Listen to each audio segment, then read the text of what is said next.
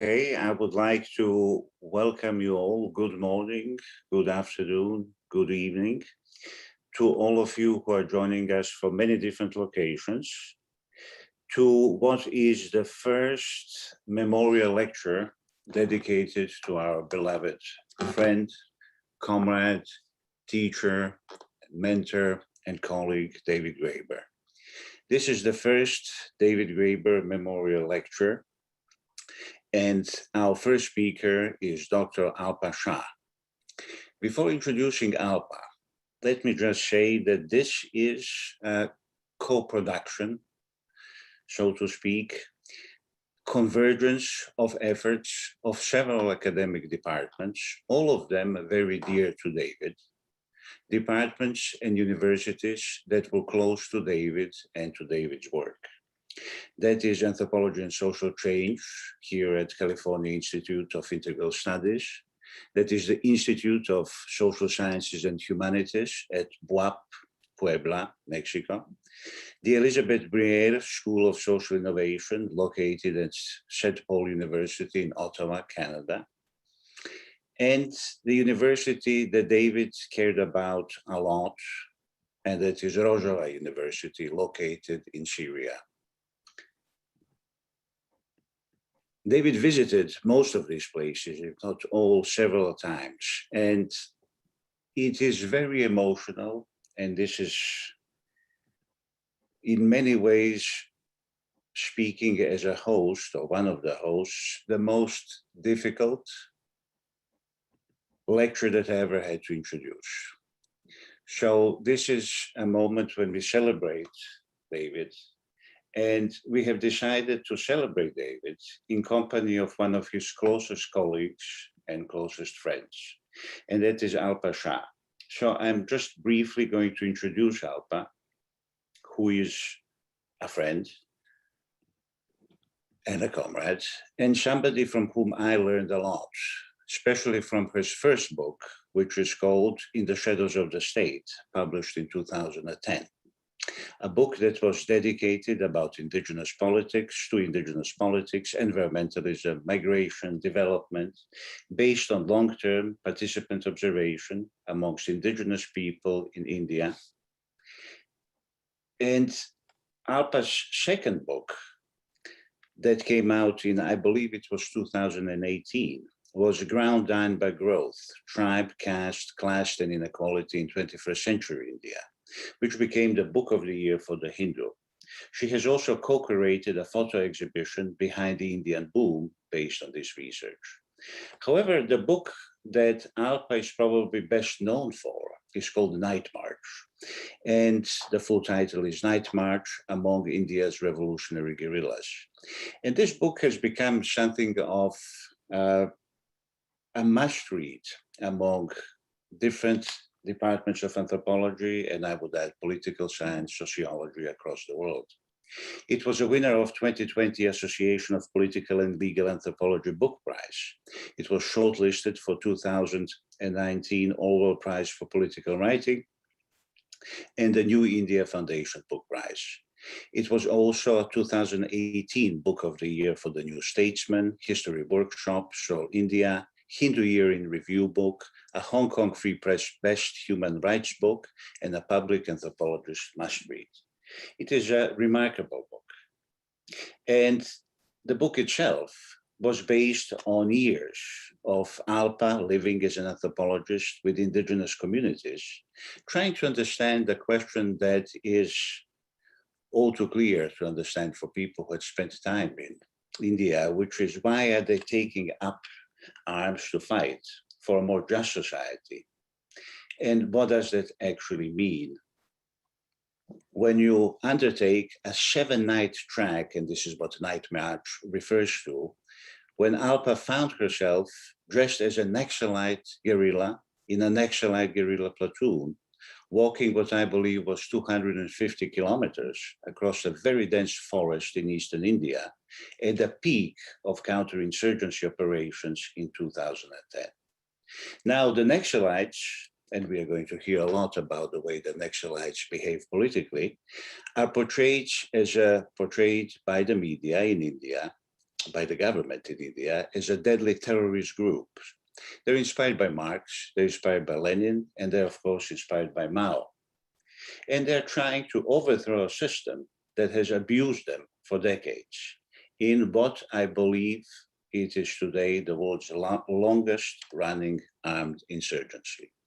The book is remarkable, and it is not the three books that I just mentioned are not the only ones that wAlpa authored or co-authored, but I'm going to stop myself here and just repeat once again that wAlpa is at the moment associate professor or reader in anthropology at London School of Economics, where she also leads a research team at the LSE International Inequalities Institute on Global Economies of Care. Again, welcome to the first David Graeber Memorial Lecture 2021. Our speaker is wAlpa Shah, and this event has been organized by several universities across the world who came together to celebrate our friend David Graeber. Thank you and welcome, wAlpa. Thank you, Andre. I'd like to begin by thanking you and all the colleagues in California, in Mexico, in Ottawa, in Rojava, for initiating this David Graeber Memorial Lecture Series. I'm sure that David is smiling with glee because of this collaborative effort, because comrades across the world and in both Rojava and Mexico, so dear to his heart, are coming together to champion these annual lectures. So it's a deep honor to stand in solidarity with you today to inaugurate the series. It is, of course, a very painful task, but we must pay tribute to our dear friend, collaborator, and comrade who inspired readers across the world, who used his anthropology and his privileges and his powers to tirelessly open up the human imagination, question the inequalities that dominate us, and show us that another world is indeed possible. What was so wonderful about David was not just that he was one of the greatest minds one could ever meet, but that he was so generous in his thinking, his writing, and acting. And he gave us all so much hope to change the world, make it a better place. And he showed us that despite all the misery, all the drudgery and oppression, we couldn't be drowned by it. We had to fight. We had to fight with passion. We had to fight with laughter. And we had to discover all the hidden beauty around us and give it space to grow. When I was sinking in a sea of darkness after a year and a half in the forests of Eastern India, where a brutal counterinsurgency was being waged against Marx, Lenin, and Mao-inspired Naxalite guerrillas, it was David who gently, slowly, but persistently gave me hope to live and act in the world again. For more than 10 years, David and I were not only colleagues, but the deepest of friends, talking daily for years, knowing the other one was there. It's hard for all of us who are close to him, personally or through his writings, to come to terms with his loss. David was fun, he was kind, he was caring, he was generous. All of these qualities are reflected in his writings. When I met David, he had just published two remarkable books. There's The Lost People, his ethnography of Madagascar, and Towards an Anthropological Theory of Value. And apart from a range of journal articles, there was also fragments of an anarchist anthropology, which is a kind of manifesto for what was to follow. And he was working on Debt, the book that the world beyond was waiting to read, published just after the 2008 financial crisis. In the years since, I watched from close quarters the excitement of discovery and mischief, the plotting and the curation, the sleepless nights and the pain with which he grew his extraordinary gifts of writing. He cultivated them beyond the ivory towers of the university and into the streets with boundless energy. David brought anthropology to the world, and at the same time, he fundamentally transformed anthropology. David wrote furiously, as though there were no tomorrow. He communicated as widely as he could ideas that could be used to shape a more emancipated world. Well, David, you have succeeded in becoming immortal, and this lecture series is one testament to that. I have to admit that when the invitation to inaugurate the series came, I wanted to decline, postpone. Andre will recall. They say that time will heal, that in time we develop new relationships with those who leave us.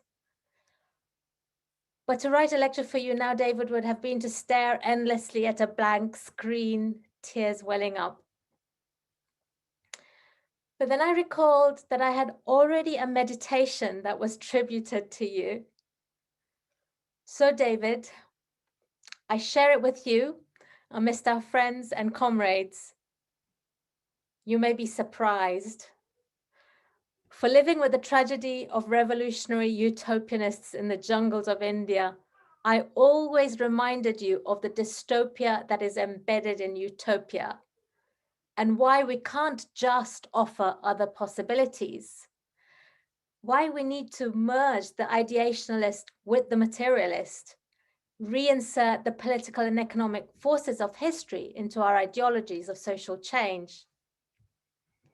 In fact, I increasingly came to understand what I was doing as some sort of marriage between your anarchist inspiration and the Marxist inspiration of my jungle friends in India. But David, in this lecture, I'm putting aside the materialist in me. I'm indulging fully in your spirit, and I'm immersing myself in you and the sheer power of imagination. As you saw yourself doing, I present an anthropological gift, an offering for other possibilities for how we could continue to rethink democracy and leadership. So let me begin. Liberal democracy as a means of collective self-rule and the values it has promoted has revealed itself to be hollow. Democratically elected leaders routinely deprive people of basic rights, serve their own interests, that of corporate power, generating vast inequalities. In the nations which considered themselves as global custodians of democracy, fighting war on terror to defend democracy from its foreign enemies, seasoned bullies have ruled. I don't want to name any names, but let me, if I can, I will show you a picture. I can't figure out how to share slides here. Hang on a second. Oh, well, perhaps you don't need them. You don't need to imagine the seasoned bullies that rule our world. And you don't need a picture to see them in your minds. In the Democracy Project, David highlighted that the thing that we call democracy, with its professional politicians, its political parties, and its preoccupation with money, has been entirely co-opted by financial capitalism. This is no accident. It's not that democracy has failed, but that what most people call democracy is in fact the opposite of the real thing. It protects the interests of the few at the expense of the many. In India, the country where I have done most of my field research, Hindu supremacism has taken hold, with Narendra Modi at the helm, a man whose chest size is more discussed in public fora than the thousands of Muslims murdered under his watch. With the country celebrated as the world's largest democracy, it is procedural democracy that is fetishized, right? The way that rulers are elected, that there is a routine process of casting a vote, not the kinds of powers they hold, the way it is exercised, or the values they promote. Elections have come to stand for some kind of gold standard of what democracy ought to be. Today, under such electoral democracy, the constitutional promises of equality and dignity are very far-fetched. Many people are disappeared, thrown into detention camps, have their lands snatched from under their feet, their last vestiges of basic labor rights undermined.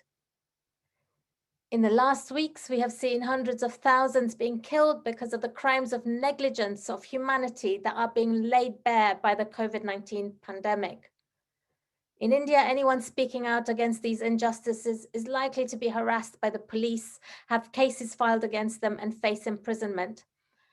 Intellectuals, lawyers, democratic rights activists have been targeted. Many of my colleagues and friends are now in prison. Under democracy has flourished a form of capitalism that has exacerbated stark socioeconomic inequalities, backed by extreme violence, both concealed and open. It's clear that we need a radical rethinking of the values of leadership that underpin liberal electoral democracies. In the spirit of our comrades in Mexico and Rojava, who have for decades been experimenting with democracy, we need new models of how to imagine and practice its core values. What kind of leaders would be required, if leaders at all? We need a revolution in how we think about leadership and democracy.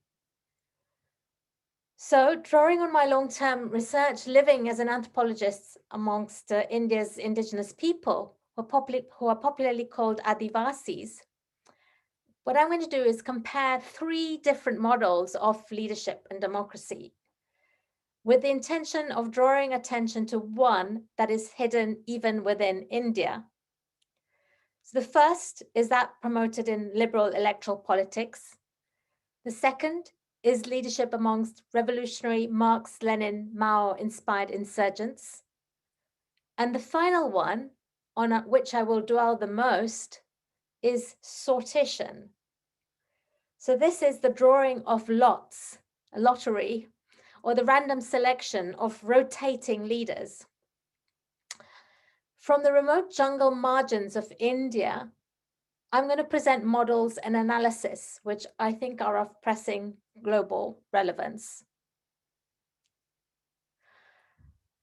Marshall Salins, David's teacher who passed away last month, is an inspiration for the method of uncontrolled comparison that I draw on. He developed it in his famous comparative piece on the Melanesian big man versus the Polynesian chief. Now, these models are abstract sociological types, of which there will be important variants and exceptions not treated in any depth. As Salins said, considerations of the variants and exceptions is necessary and desirable. Yet there is pleasure too, and some intellectual reward, he said, in discovering broad patterns. To this intellectual pleasure, in David's spirit, I would add that there is a political necessity in discovering other ways of living in the world, highlighting other perspectives as a critique of our own reality, and for envisioning other possibilities. As such, my lecture today is unashamedly utopian. For as I will show, the model of democracy and leadership that I want to highlight is disappearing even amongst the indigenous people I lived with. Yet, I believe it is important to draw attention to, for it may help us rethink the premises of our own practices of democracy. As David suggested, social theory should refashion itself in the manner of a direct democratic process, in the sense that one obvious role for a radical intellectual is to look at those who are creating viable alternatives, try to figure out what might be the larger implications of what they're already doing, and then offer those ideas back, not as prescriptions, but as contributions, as possibilities, as gifts. So I'm going to proceed by discussing 3 different models of democracy as they impact on one community, the indigenous people I lived with in India, starting with democracy by sortition, turning to the rise of liberal democracy, and finally, the spread of Marxist-Leninist, Maoist, revolutionary democracy. I'm going to suggest that if the insurgents prioritize economic inequality in their analysis for revolutionary transformation, their struggle takes place through a party which is organized by extreme political hierarchy that suppresses individuality. In contrast, liberal democracy promotes political equality based on individual rights, but does not challenge economic inequality. I will show that the Adivasi leaders who are rising in both these systems, that's liberal electoral democracy or Marxist-Leninist Maoist revolutionary democracy, have brought new economic inequalities into their communities, and with that also new political hierarchies of the values of caste. It is in democracy by sortition, the random selection of rotating leaders, that we have a system in which everyone is equally a potential leader, where the values of egalitarianism prevail, both politically and economically, alongside a flourishing of individual autonomy. With this comparison, I will chart some of my wider aims. The first is to highlight the existence of practices of democracy by sortition, which has received almost no scholarly or political attention globally. In South Asia, I will suggest this failure is a result of the overwhelming dominance of scholarship on hierarchy, which has neglected the study of more egalitarian values that lie in its jungle margins. We need not only to introduce new radical traditions of democracy, but also to make scholarship more democratic. I will also suggest that democracy by sortition is diffusely connected beyond India to practices of sortition in Nepal, in China, and perhaps beyond. My second aim is to call for a rereading of leadership amongst indigenous populations. I'm going to show that I'm going to show the need for a vision of societies in which everyone may be a leader.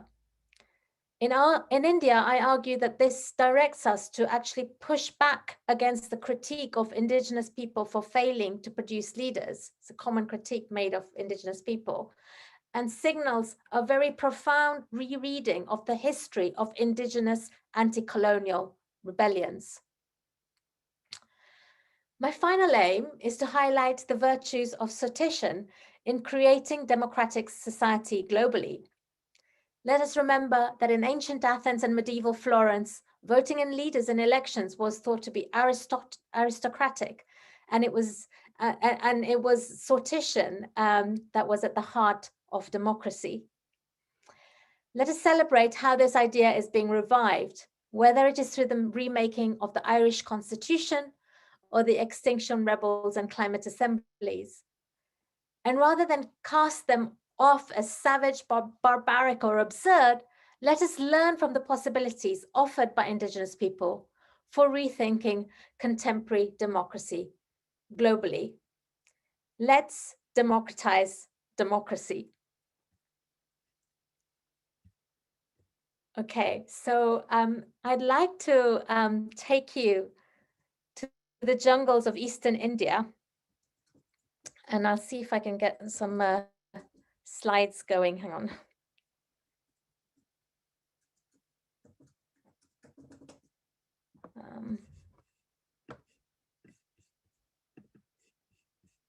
Oh, here we go. Yeah. Let me take you into the jungles of Eastern India. I think I can share my screen here.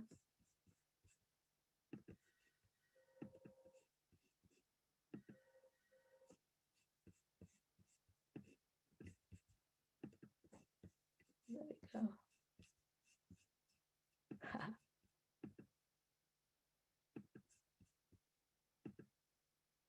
Oh, there we go. Can you see it?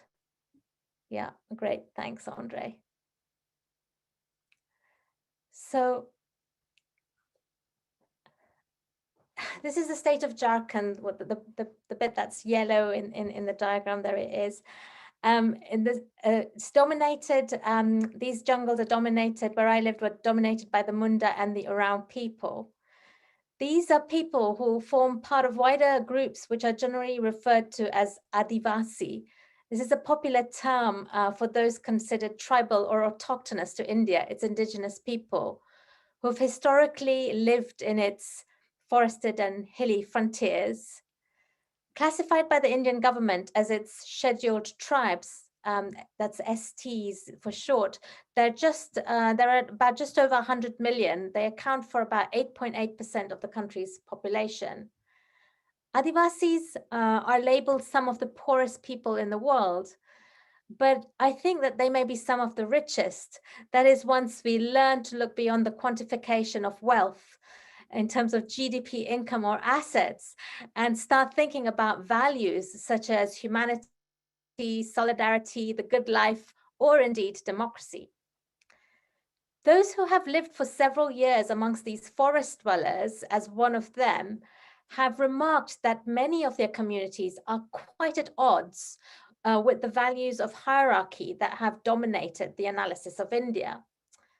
Adivasi groups are noted for their relatively egalitarian or anti-authoritarian values and the dignity and pride with which they hold these values when compared to the caste-divided hierarchical communities of the plains of India. This is not to say that there is no hierarchy amongst Adivasis, nor that all groups are equally egalitarian. And of course, egalitarianism by no means equates to equivalence, that everyone is the same or even aspires to be the same. By egalitarian values, I mean that people see each other as equals, equal to themselves, and thus value each other equally as human beings, including their individual autonomy, respecting similarities and differences. Such values generate a fundamental respect for others, not because of some qualities they happen to have, for instance, talent or merit, wealth or status, nor because they conform to some kind of straitjacket of an ideal person, but for whoever they are. Egalitarian values appear in many aspects of Adivasi life. They appear in the relative absence of the show of wealth, or the idea of saving or accumulating, the significance given to sharing, mutual aid, and labor exchange, the relative gender equality. And what I focus on today is the egalitarian spirit through which communities are led. Scholars have noted that India's forest dwellers do not have forms of rule that represent enduring structures of domination and exploitation, that they are societies largely detached from politics as leadership and control. A quintessential example of these anti-hierarchical, anti-authoritarian values appears in the idea of democracy by sortition, as I witnessed it in the selection of village leaders where I lived. So among the Mundas and the Oraons, the most important position of responsibility in the village are those held by the Pahan, what's called the Pahan, and his helper, the Pahan Bara. These indigenous authorities facilitate all the kind of conflicts that arise amongst the Adivasis, whether it's a marriage dispute or it's a land claim or an accusation of theft or witchcraft. They feed the whole village 3 times a year during important agricultural festivals. They look after families who are falling upon times of need in a kind of provision of the welfare state. They propitiate the village spirits with blood sacrifices to protect the community from drought, fire, and disease. And for all of these purposes, special lands are put aside for them, and they have 7 helpers who also have allocated lands. I'm going to return to these responsibilities, but what I want to begin with is how the Pahan and Painbara are chosen, which is a remarkable process which takes place every 3 years and which I first happened to witness in November 2000. So here we go. Let me show you a picture. It was the morning after a festival called the Kalyani Festival, which initiates the first kind of rice harvest. Many mundas had gathered in the agricultural fields. There was lots and lots of rice beer because the spirits need drink, so do the ancestors. Everyone was happily merry. A man with a light shadow was blindfolded, as you can see here in this picture, in this painting rather. And he was given a wooden pole at the end of which was a winnowing basket. The outgoing Pahan threw a few rice grains. He called in the village spirit Sarnamai to possess and direct this blindfolded man. And soon this winnowing basket started shaking and the man walked off as if he was led by the spirit. He wandered from field to hamlet. He moved from house to house. Villagers gathered behind him. And at the first house he entered, you see him entering this house here. He stopped shaking, which meant that the spirit had left him, and chosen this house to settle in to provide the next Pahan for the next 3 years. Then this man was blindfolded again, he was possessed again, he once more wandered from house to house till the spirit eventually left him again to settle at another house. There, a man who was dressed in his loincloth was quietly eating his lunch while the spirit declared his household and therefore him the new pine borough for the next 3 years. And he kind of unceremoniously continued to finish eating his lunch. Now, a few years later, I stumbled upon this selection process in the village immediately neighboring the one where I lived. It was taking place with a slightly different twist, but with exactly the same principles. So there, there were these like rocks, which all represented different households, a circle of rocks, and the guy kind of basically stumbled around blindfolded, and whichever rock he ended up at became the new Pahan for the next 3 years. I then realized that this kind of method of random selecting of rotating leaders was actually common in about 100 of the neighboring villages and was recognized way back in 1932 in the colonial land settlement reports, which demarcated land for these roles. Years later, I realized that this method of selecting leaders represent what others describe as democracy by sortition. Now, there's a number of important things to note about this process. The first is that these practices of choosing a leader are so democratic that it is a lottery as to who is selected. And of course, I was kind of skeptical of the whole thing. So I traced the history of the Pahan and Pine Borough selection to the previous 15 years, and I found no pattern. Secondly, implied in democracy by sortition is that not only can any household be chosen, but every single household has the qualities of leading. Indeed, it shouldn't really matter who leads because everyone can potentially do so. Third, leadership requires no special qualities that sets one above the rest. And this is in stark contrast to the dominant models in the contemporary world, whereby leadership is encouraged through meritocracy, individualized and personalized attributes of courage, vision, direction, clarity, passion, talent, charisma, wealth, rank, or status. In fact, and fourth, often people don't really actually care to be leaders at all. They don't groom, they don't accumulate or petition for leadership. Rather, it's a duty or a responsibility, sometimes even a burden to serve the village. Fifth, this form of democracy ensures the impermanence of power.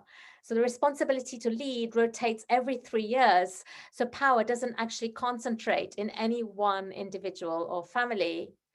Sixth, real power lies in the collective of the community itself. Any important decisions involve the whole community in a process of open deliberation to reach consensus, often taking several hours and sometimes several days. So I never heard of a Pahan or a Pine Borough imposing their will, taking collective decisions on their own.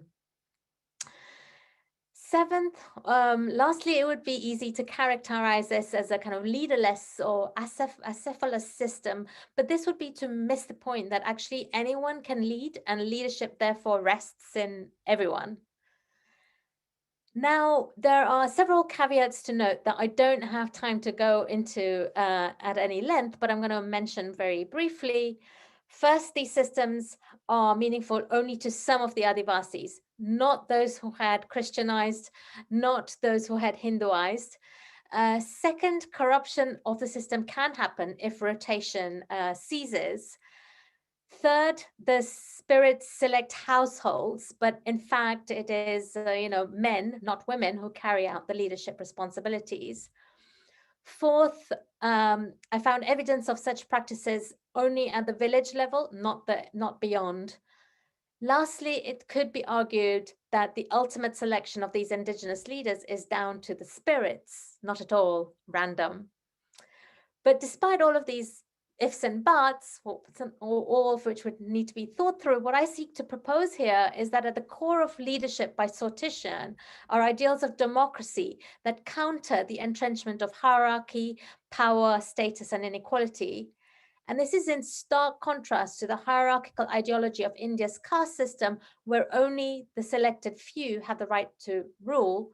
It's not represented in the classic debates of Indian society at all. For underwriting leadership by sortition is the fact that politics, economics, or religion are inseparable. Significantly, political power is not a means to economically rise above others. In fact, leaders are bearers of a community-based egalitarian values in which significant economic stratification between Adivasis is discouraged. So democracy by sortition then represents a system in which political and economic equality go hand in hand. As such, it's at odds with the two other models of democracy, revolutionary democratic centralism and electoral voting, to which I now turn. So with Indian independence came liberal electoral democracy. Today, India, as you know, is often celebrated as the world's largest democracy, home to 1/4 of the world's voters. And the modern democratic state, with its constitution and its ballot box, is credited with spreading the ideals of equality based on individual rights to replace the hierarchical values of caste in India. But through the lens of indigenous communities, liberal norms of democracy are in fact replacing egalitarian values with the ideas of equal rights as property to create both new hierarchical values and new socioeconomic inequalities. Nowhere is this more evident than in the rise of the leader elected through the ballot box, the Member of Legislative Assembly, the MLA. With the modern state came the granting of equal opportunity for all on the basis of citizenship, but also special opportunities for some on the basis of community because of the historic injustices they suffered, which need rectification.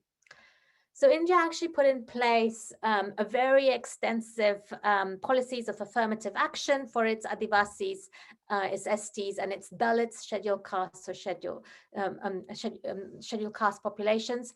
These include reservations for scheduled castes and scheduled tribes as MLAs or MPs, members of parliament, in areas where they are numerically dominant, as well as reserved places in higher education, in government institutions, in proportion to their representation in the total population.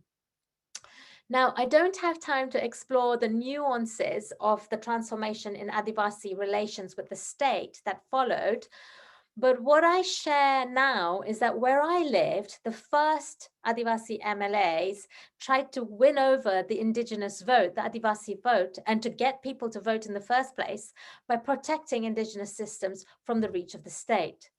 So democracy as an ideal was actually separated from the modern state. Over time, though, the MLA's own participation in the electoral process undermined Adivasi egalitarian values. This is because as an MLA, it's necessary to operate in the wider electoral system governed by the higher castes and classes, negotiate one's position at the regional and national level in party and state structures, compete in terms which are set by a very different set of values of cultivating individual power, accumulating wealth, charisma, and status. The result is that leaders end up differentiating themselves from their communities. They build themselves, brick mansions in place of mud huts. They wear, the kurta pajama, the white pants and trousers, or pants and shirts instead of the kind of lungi or wraparound. They cultivate an image of their anytime access to muscle power against those in their way. And they increasingly treat women as their property. At the heart of this transformation, I believe, is that electoral democracy in India brings very different values of leadership to the indigenous model I described earlier, one which involves the intertwining of crime, business, and politics in a kind of mafia rule or Raj that some have said has now become indigenous to South Asia.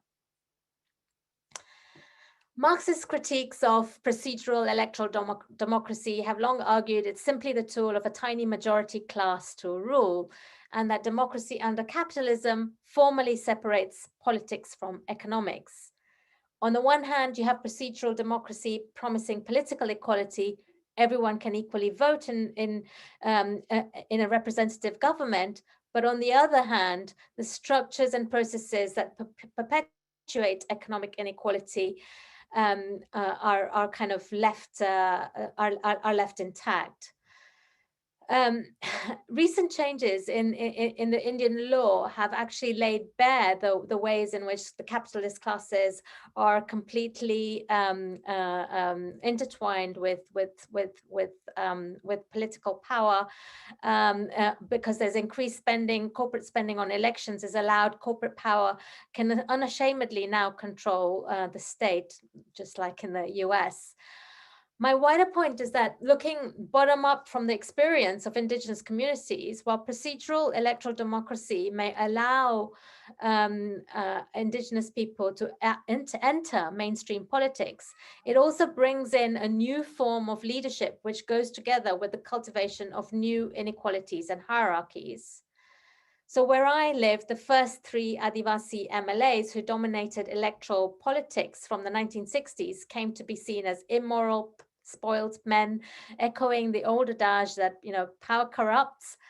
However, as a young generation of Adivasi youth arise who can also access state sector jobs and move beyond the worlds of their parents, the new values which are being cultivated by these MLAs represent a much wider transformation of Adivasi norms. Let me summarize some of that here through this slide. If I can share it, let's see. There we go. Yeah. Oh yeah, these are the last chief ministers of Jharkhand. Here we go. So yeah, we have new degrees of accumulating and saving money, new kinds of patterns of consumption, seeking to present an individual above the rest, all changes bringing in a kind of new economic differentiation amongst the Adivasis. At the same time, low caste upward mobility comes with them reproducing many higher caste values. The most striking example is a more patriarchal machismo amongst men, at the heart of which is the control of women's sexuality. But perhaps the greatest tragedy of the hierarchical values enhanced by the spread of the liberal democratic state amongst Adivasis is actually the feeling of one's inferiority vis-a-vis others in the social, above you in the social hierarchy. So if Adivasis once roamed the forests and fields with a confidence, autonomy and dignity in themselves, their increased participation in the liberal processes in the liberal democratic state and actually interiorizes the inferiority that others have ascribed to them. This is a psychological trauma that Vera Elwin so astutely described as a kind of loss of nerve. The political response from Adivasi political leaders to this loss of nerve is a development of a kind of identity politics, of an Adivasi identity politics. Indeed, the introduction of the very term Adivasi is itself a part of this, demanding equal recognition on the basis of identity, which is now seen as a kind of property, but it's actually got little to do with the indigenous values represented in leadership by sortition.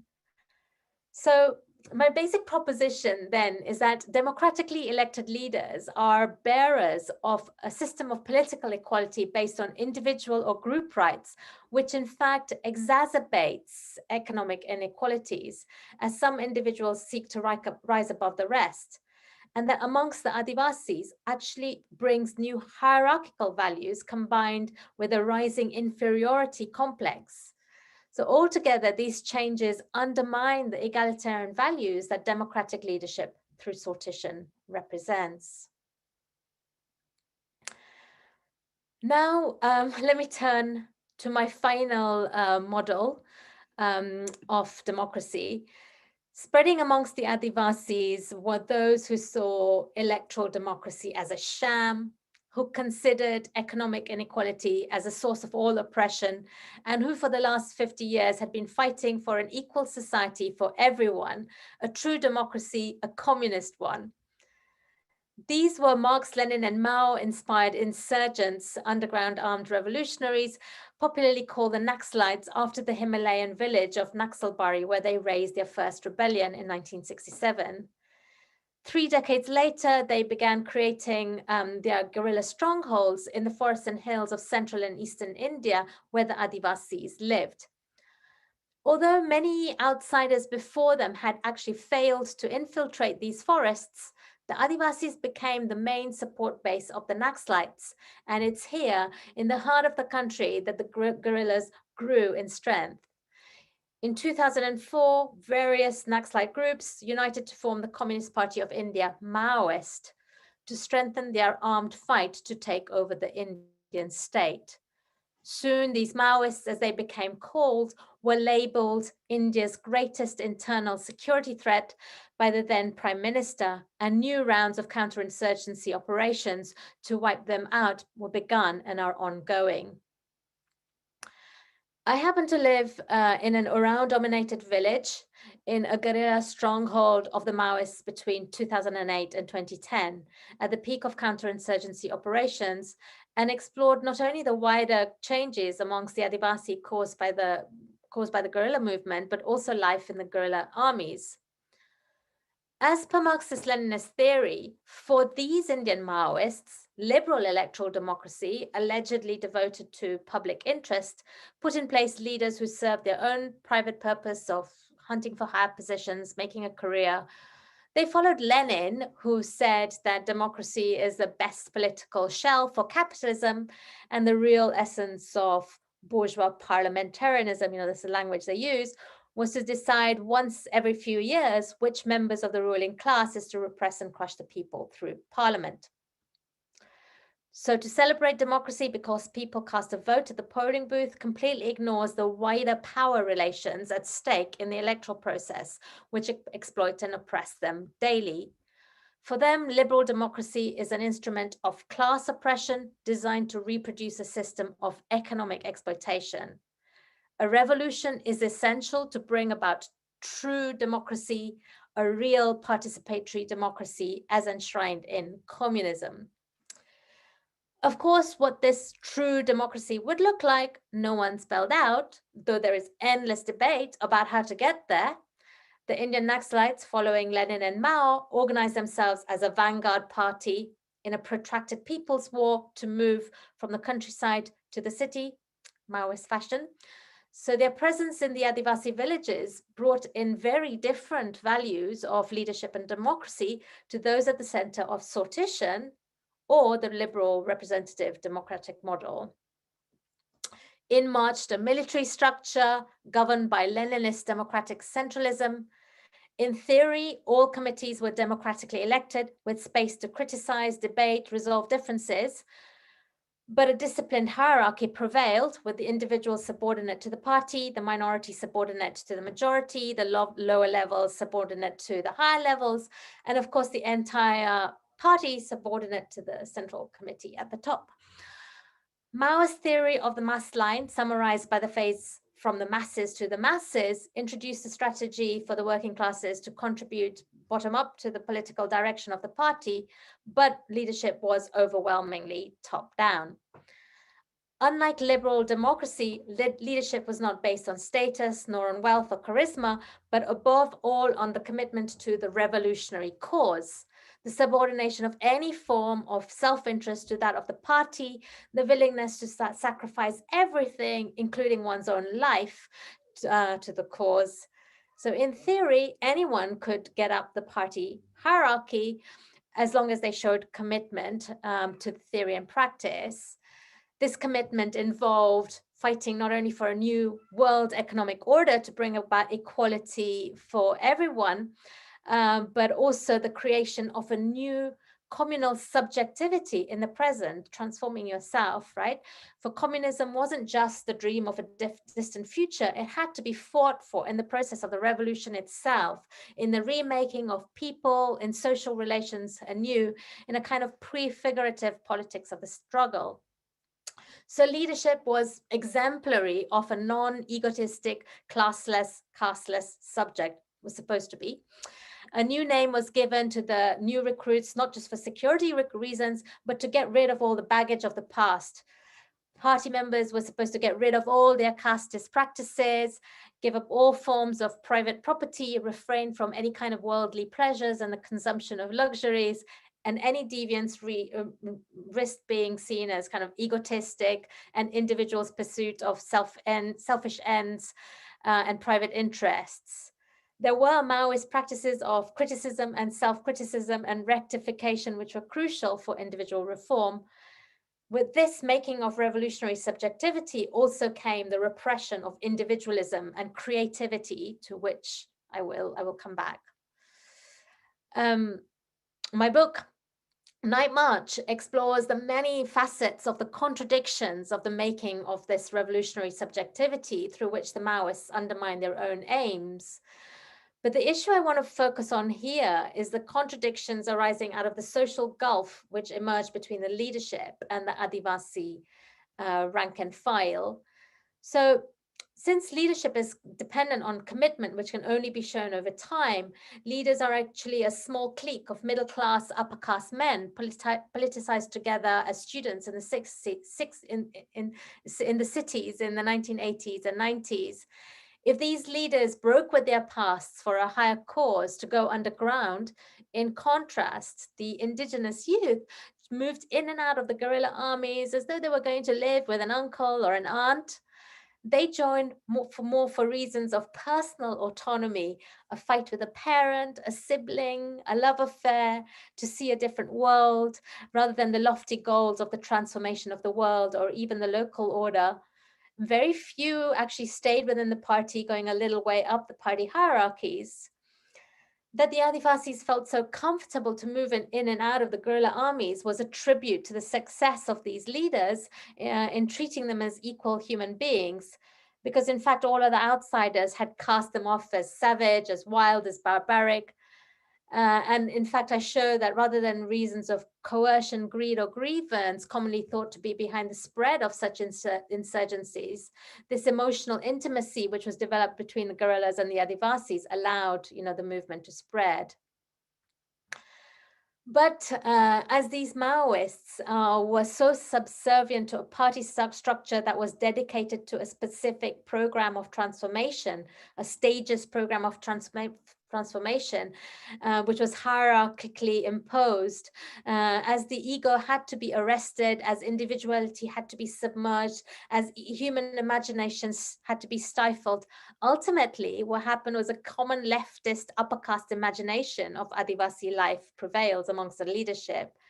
And this is that the Adivasis are above all economically exploited, their women sexually oppressed, including by their own men, the society's vestiges of a past that has to be eradicated. So they completely disregarded the economic and political values that already existed amongst the Adivasis, for they had kind of doomed them to the dustbin of history. The science of their revolution became like a kind of religious dogma, which might have enabled a small number of them to stay together, but which disabled them from taking full account of what existed around them, undermining their own reach. Their Maoist economic analysis of semi-feudalism prevented them from seeing how capitalism was spreading in the Adivasi areas, including through their own actions. And the tragedy is that this leads to their own role in diminishing Adivasi egalitarian values. So these Maoists are nurturing a slow social and economic transformation, slow economic and political transformation amongst the Adivasis, though it's not one that they planned or recognized. It comes from the fact that they insert themselves into the same capitalist extortion rackets around state development schemes, big business that mainstream politicians like MLAs are a part of, and through which illicit money is gained. So like others who rise in the party hierarchies, for the few Adivasis who ended staying up within the party, who are tasked with collecting funds, it's always very tempting to pocket away some from the party needs into your own pockets, raise your own mud hut into multi-story brick buildings, acquire your own, four-wheel drive Bolero, your kind of Land Rover, send your children to private school. A new generation of Adivasi mini entrepreneurs was nurtured, Frankenstein's monsters, I call them, in Night March, seeking to line their own personal pockets in a similar fashion to the MLAs rising above the rest of the communities, creating economic stratification amongst the Adivasis. So what you have then is a similar process being reproduced through the Adivasi MLAs by the Naxalites themselves. So the upshot is that these revolutionary leaders are fighting for economic equality. They're doing so through a deeply hierarchical political structure that accelerates the rise of economic inequalities amongst the Adivasis, bringing new hierarchical values of caste into their communities. And the irony is that this is despite them trying to decaste and declass themselves. So they're mimicking the very structures of inequality they seek to crush. The greatest tragedy is the undermining of the political and economic world that is far more egalitarian than the one that they are creating amongst indigenous populations. I'll just show you a few kind of thoughts before I end with like my conclusion. Here we go. Oh yeah. Oh, I forgot to show you this. Yeah, this is the kind of Naxalite armies where I worked and lived. It's my book. Yeah, these are Adivasis. All right, here we go. So some kind of concluding thoughts. Let me summarize the three different models of democracy and leadership that I have explored. To start with the last first, democracy and leadership as exhibited by the Marx, Lenin, and Mao-inspired revolutionaries, the Naxalites. Here we have those aiming to create a more equal democratic world. They're prioritizing challenging economic inequality in their analysis for transformation, but their struggle takes place through a party which is organized by extreme political hierarchy, which is suppressing individuality. They take root amongst the Adivasis because of their egalitarian values. However, their economic determinism and program of stages transformation leads them to ignore the forms of social economic equality which already exist amongst the Adivasis. Result is that the Adivasis, influenced by these revolutionaries, brought new economic inequalities into their communities. In India, this has gone hand in hand with emulating the lifestyles of higher castes, bringing in new political hierarchies in Adivasi communities through the increased penetration of the values of caste. In the second model, we have the spread of liberal electoral democracy, in which leaders are bearers of a system of political equality based on individual rights, but which doesn't challenge economic inequality. Adivasi leaders rising in this system have brought new economic inequalities into their communities, and with that, as with the Naxalites, also new political hierarchies of caste into their communities. In the first model, where democracy takes place through sortition, the random selection of rotating leaders, we have a system in which everyone is equally a potential leader, where the values of egalitarianism prevail, both politically and economically, alongside a flourishing of individual autonomy. So in thinking comparatively about these three cases, my wider aims have been threefold. First, I've been seeking to highlight, perhaps for the first time, the existence of indigenous traditions of democracy by sortition in India, and to suggest that this may have a wider presence not yet recognized.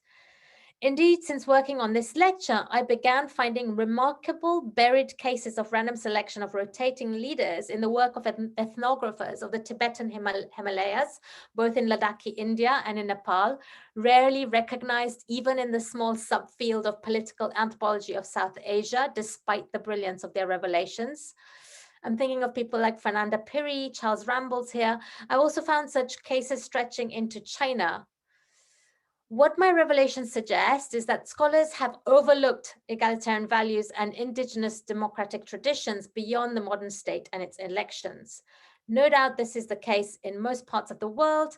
As David Graeber and David Wengrove noted, any attempt to suggest Europeans learned anything at all of moral or social value from native people, they're talking about democracy, is met with mild derision and accusations of indulging in the noble savage tropes, right? Or occasionally almost hysterically condemned, you know? In South Asia, part of the failure to take seriously these traditions may be also explained by the overwhelming dominance of scholarship on hierarchy in India, the focus on empires and the state. The major contributors of the Dumont-Hawkart debates held positions of power in Indian sociology across continents and across disciplines: anthropology, sociology, political science, Indology, history. Such was their sheer weight and force, their scholarly clout, that for several decades, those who tried to draw attention to the comparatively more egalitarian variants, while likely to have been reproached as romantics as worst, no doubt what I will be accused of today, or proponents of Gandhian village republics as best, and cast off to the margins of the institutions of scholarly production, sidelined or simply ignored. Thus, so highlighting these practices of democracy as sortition in India is important not only as an offering towards experiments of democracy, but also as an offering to make scholarship on South Asia more democratic. Moreover, we need to think beyond the nationalist boundaries, of our scholarship, right, and unearth the wider subterranean practices of democratic sortition that may have existed transnationally, well beyond our current borders.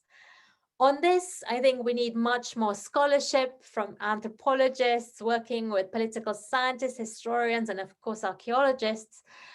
But what I wish to suggest here is that these relatively egalitarian societies of the Southeast Asian massif called Zomia, which tried to stay away from state control, may have extended beyond the regions which were identified by James Scott and Willem van Schendel, right into the heart of India in the Adivasi belts in the forests and hills of the center and the east. And what my lecture might be excavating is that these Zomia societies might have included democratic sortition practices that stretch from India into current-day Nepal and Southwest China, and have since been erased in almost all but a few exceptional places, like where by chance I lived among the Adivasis.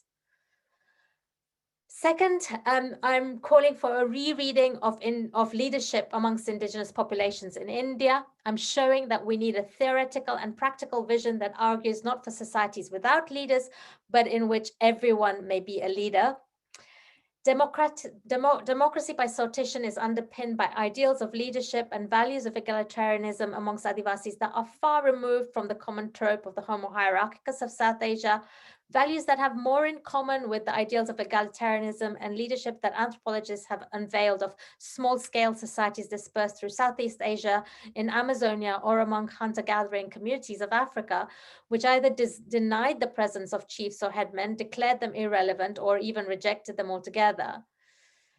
The wider implication for South Asia is that we will need to read reread history in a new light, especially Adivasi history in a new light, and think about their future mobilization in new ways. Some of India's foremost intellectuals have said, unlike India's Dalits, Adivasis have not produced a leader of pan-Indian significance who could inspire and give hope to tribals elsewhere. Indeed, Ramchandra Guha, a preeminent historian of India, says that this lack of leadership is one of the great tragedies that faces tribals today, despite 70 years of India being a free and democratic country. In contrast, what my analysis suggests is that this critique of a lack of leadership amongst Adivasis actually fails to see the virtues of the values that exist amongst them, which is that everyone is a potential leader. Overall, what I'm suggesting is that we need a more revisionist history of subaltern politics than that within a Gramscian frame, which already assumes social movements require organic intellectuals or leaders. And it raises questions of narratives of subaltern history, which have tried to resurrect Adivasi anti-colonial rebellions through the identification of one or two people as their leaders. Birsa Munda, Sidhu Kano, Nilambar Pitambar, these are the Adivasi leaders that are being resurrected now. For perhaps the real power of these Adivasi rebellions of the past lay in the fact that there was no one leader and that everyone was equally responsible for leading those attacks. So this analysis makes us question the models of indigenous leadership that are being promoted by many social movements and NGOs alike, whether it's a self-critique of the absence of leaders in their movements and organizations from Adivasi communities, or actions to encourage the development of leaders amongst Adivasi. For again, what these ideals neglect is that the power of leadership amongst the Adivasis was holding that responsibility in common. Finally, what I've tried to do is show the virtues of sortition in creating a more democratic society. So to summarize briefly, rotation of leadership together with randomness of selection ensures that power is not entrenched, hierarchies are not encouraged, status is not accumulated, there is no elite group with specific qualities from whom leaders are selected. Overall, sortition is what gives the selection its authority. The history of its working then can become its authority. Real power remains amongst the people at large, any one of whom can lead and all of whom can be involved in significant decisions, resolutions of conflict. It's an idea of leadership that prioritizes the notion of service and duty to the collective and devalues merit, status, wealth, power acquisition by individuals, which create political and economic inequalities between people. All very well and good, you may say, but this is to resurrect systems that are probably no more than a ritual residue of a long gone era, exotic even amongst the Adivasis themselves, and in any case restricted to small scale societies, right? The question of scale always brought up. What relevance could democracy by sortition possibly have in our complex world today? Here, I want to make 3 points. The first is that it's worth remembering that it's only for the last few hundred years that we've taken democracy to mean elections. Ancient Athens, medieval Florence, voting in leaders through elections was in fact understood to be undemocratic, aristocratic even, oligarchic, since only those with status and money could win. For more than 200 years, from the 6th to the 4th century BCE, the Athenians practiced democracy by lot. Random selection of rotating leaders determined who was going to serve in most offices of the state. Similar practices were said to be found in Florence, also in Venice. There's no time to detail these systems, and there's important caveats to note. Only male citizens were participants. Slaves and women were left out. The second is that throughout history, the second thing I want to point out is that throughout history, sortition, the idea of democracy by sortition, has been kept alive by political philosophers and activists, from Montesquieu to Rousseau, from Marx to CLR James. Most of them have been reacting against the fact that today we see although today we see representative government as inseparable from democracy, its modern history is actually is consciously chosen. The third is that today most of us know sortition only through the selection of our juries for legal trials. But in fact, all over the world, sortition is being revived by those seeking to reclaim democracy from the capture of elites. In today's context, in which many people in the world do not believe that elected leaders represent their interests, where money dominates political campaigns, in an environment in which the media is co-opted and focuses on sensation, not substance, and where there are partisan divides which are driving policy choices, people are unsurprisingly looking for alternatives. In 2017, the late Kofi Annan highlighted sortition's significance to the Athens Democracy Forum for preventing self-serving and self-perpetuating political classes disconnected from their electorates. Ségolène Royal, the French presidential candidate, envisaged a role for sortition in 2006 in rethinking the French constitution. And the various climate assemblies in France, as well as here, have been using sortition. It's been returning through various practical experiments of reclaiming democracy all over the world. It's been called the lotocratic alternative, deliberative democracy, demarchy, and various things it's been called, in which randomly selected citizens' assemblies are debating for several days about key issues which affect the wider public, in order to make recommendations to the public at large or to government itself. We've seen it in the Irish Citizens' Assembly, which actually achieved a change in the Irish Constitution itself in 2016. This kind of notorious changes to bring about legalize gay marriages and change anti-abortion legislation. The UK's Climate Assembly initially called for by Extinction Rebellion actually use sortition, even though its recommendations are most likely going to be ignored. Now, it's not the time or place to dwell on the legitimate concerns of all the various virtues and pitfalls of these different proposals for sortition, and the technicalities of how they might work out in practice and the problems that they've encountered so far. There is actually a growing literature on this. What I want to end on, though, is to point out one significant issue, a final twist, which is that although there are some exceptions, most of today's sortition proposals center on the problem of the alienation of voters from parties. They're seeking political equality. They rarely deal with economic inequality. And of course, political equality can impact economic inequality, but if economic inequality is not addressed, political equality at the level of selecting leaders can serve to perpetuate a wider inequality in which leaders selected by lot become a mere token gesture of the idea of equality. So what the Adivasi situation suggests is we need actually a much more wholesale change in the way we choose our leaders, and that it is such a radical transformation that could be part of a process that fundamentally challenges economic and political inequality to bring about real democracy at all levels. So the point is that if real power for major economic and political decisions did lie with everyone, then perhaps we might be able to bring back all those debt jubilees that David dreamed of, give proper remuneration for all the work that is undervalued, erase persisting racism, challenge the massive corporations responsible for the destruction of our climate, and all the other systems and structures that are at the heart of inequalities generated by capitalism. This is also why, of course, realizing the full potential of democracy and leadership by sortition is going to be an uphill task, for it promises to deepen democracy and threatens to transform capitalism itself, moving towards a trajectory beyond it. It will require significant political mobilization and struggle. Yes, I know some may say that what I have presented today is bonkers, but as David taught us, perhaps these are exactly the kinds of ideas that we need right now.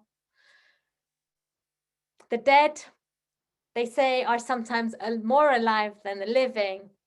David, as I hope you will see through this lecture series, this is certainly the case for you, and that's certainly how I see you. Thank you.